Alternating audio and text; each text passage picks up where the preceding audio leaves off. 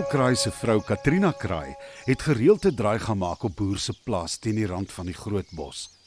Daar het sy allerlei blinkgoed opgetel en daarmee teruggevlieg na hulle nes toe naby die rivier.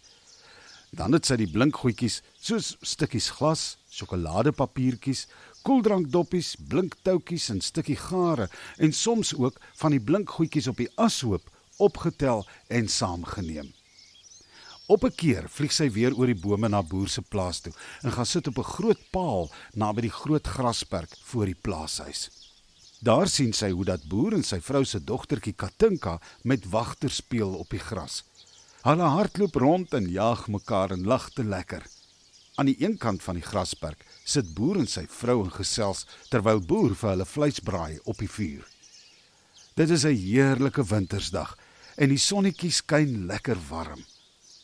Katrina Kraai loer oral oor die plaaswerf. Sy is weer op soek na iets blinks.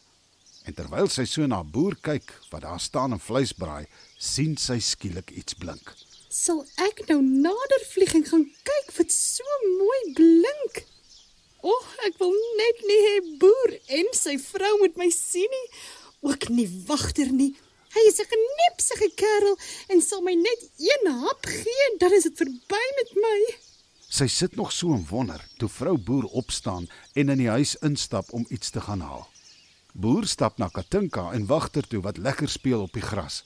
Hy tel 'n bal op en gooi dit vir wagter om te vang. Wagter blaf van pure opgewondenheid en hardloop agter die bal aan. Nou is dit my kans, Sê Katrina Kraai en vlieg na die tafel toe waar boer die vleis braai. Sy gaan sit op die tafel en kyk waar die ding kan wees wat so blink. Maar sy sien niks. Ag nee, tog. Boer se vrou het nou seker die ding ingeneem huis toe. Sy wil net weer wegvlieg toe sy skielik die bak met gebraaide vleis op die tafel sien. Kan jy dit glo? Kyk net hierdie heerlike choppies in die bak. Ek gaan vir my een vat. Ek is seker boere, hulle sal dit nie eens agterkom nie. Kyk net hoe lekker vet is daardie choppie. Dis net die regte een vir my. Sy kyk vinnig rond om te kyk of niemand haar sien nie. Toe pik sy vinnig die choppie op in haar snavel en vlieg weg, terug na die groot bos toe. En hoe verder sy vlieg, hoe lekkerder proe en ruik die choppie in haar mond. Toe sy dit later nie meer kon uithou nie, gaan sit sy op 'n boomtak en hou die choppie met haar een klou vas. Ek wil tog nie hê hierdie smaaklike choppie moet op die grond val nie, want dan is dit vol grond en dan kom een van die ander bosdiere hier verby en eet dit op. Nee, wat? Ek dink ek gaan die choppie net hier in die boom sit en eet. Net toe sy die choppie weer optel in haar snavel, kom jakkals onder die boom deurgeloop. My liewe aarde, wat ruik dan nou so lekker, wonder hy. Dit ruik soos 'n gaar stukkie vleis. Grom my maag nou. Ek is nogal regtig honger, dink hy terwyl hy oral rondkyk om te sien waar die heerlike geur vandaan kom. Toe hy opkyk, sien hy vir Katrina Kraai in die boom sit. En kan jy glo, daar sit sy met die heerlikste stuk vleis in haar snavel. Dit lyk my, die ou kraai gedoente gaan daardie stuk vleis nou eet. Ek sal vinnig 'n plan met maak om haar te keer. Maar soos jakkals maar is, was dit nie lank nie, toe het hy 'n plan om die choppie in die hande te kry. My liewe aarde tog, is dit tog nie die pragtige Katrina Kraai nie? Ai, mevrou Kraai, jy's nog net so pragtig soos altyd. Hoe kry jy dit dan reg om so mooi te bly? En kyk net hoe mooi blink jou vere. Jy lyk soos 'n koningin. En ek het 'n geheimpie gehoor. Een van die bosdiere het my vertel jy sing so pragtig. Ag, ek is mos versot op musiek. En mooi sang laat my altyd dink aan my ou moeder. Sy kon tog so mooi sing. Ek verlang nou sommer weer na haar. Jakkals loer skelm boontoe om te kyk of Katrina Kraai nog nie die vleis ingesluk het nie. Maar nee, sy luister nou so na hom, dat sy byna vergeet het van die vleis in haar snavel. Ag, hoe wens ek tog ek kan nou weer die liedjie hoor wat my moeder altyd so mooi vir my gesing het. Maar kan jy glo, ek kan nou glad nie die naam van die liedjie onthou nie. Ag, liewe mevrou Kraai, sal jy nie so gaaf wees en een van jou liedjies vir my sing nie? Ek dink dit gaan my help om nie so hartseer te wees nie. En as dit nog met jou pragtige stem is, sal dit sommer my ou seer hart gesond maak. Ek wou nou al so lank vir my goeie ou vriend Karel gevra het, om tog vir jou te vra of jy nie vir my eendag een van jou kunstliedere sal sing nie. Maar, soos jy weet, dink 'n mens eers daaraan wanneer die hartseer na die verlange na 'n mooi stem jou oorweldig. So, ek vra nou maar, met 'n nederige en verlangende hart, groot asseblief, as dit nie te veel gevra is nie, sal jy nie asseblief vir my een van jou pragtige liedjies sing nie?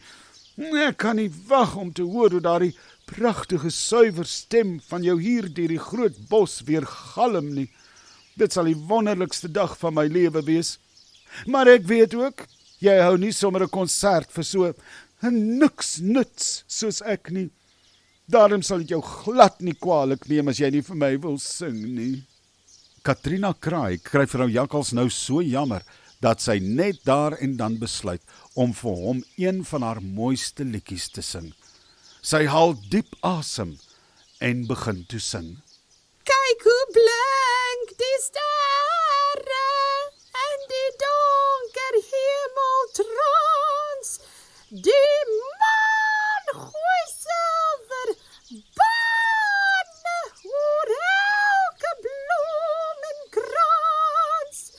Maar wie ken die hart van 'n moeder?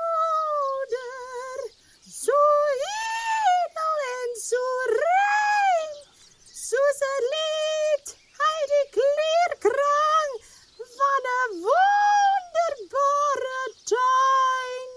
Die oomblik toe Katrina Kraai haar snavel oopmaak om te sing, val die stuk vleis uit haar mond en uit die boom reguit in Jakkals se oop mond in. Nou ja, toe, jy kan maar stil bly. Och, my arme ore hou dit nie, genade. Wie het ooit vir jou gesê jy kan sing? Maar, baie dankie vir die heerlike stuk vleis. Jou sang was nou nie van wat wonders nie, maar hierdie ou vleisie maak daarom op daarvoor. Jakkals, jou ou skelm. Jy het my om die bos gelei.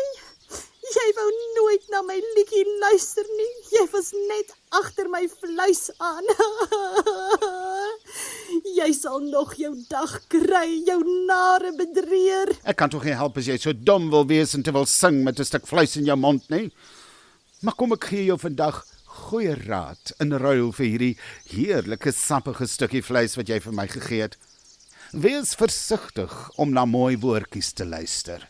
Veral wanneer jy weet, jy kan nie 'n woord glo van die een wat dit vir jou sê nie. Te veel komplimente is gewoonlik nie goed nie, want dit beteken die een wat dit vir jou sê, soek iets by jou. Ek hoop jy het nou jou les geleer, jou ou maar kraai wyfie. Jy sal nog jou dag kry, Jakkals. Ek sê vir jou, jy sal nog jou dag kry. En daarmee het Katrina Kraai daar weggevlieg, reguit na 'n nes toe, om vir Karel Kraai te gaan vertel wat sy nare poets ou Jakkals vir haar gebak het.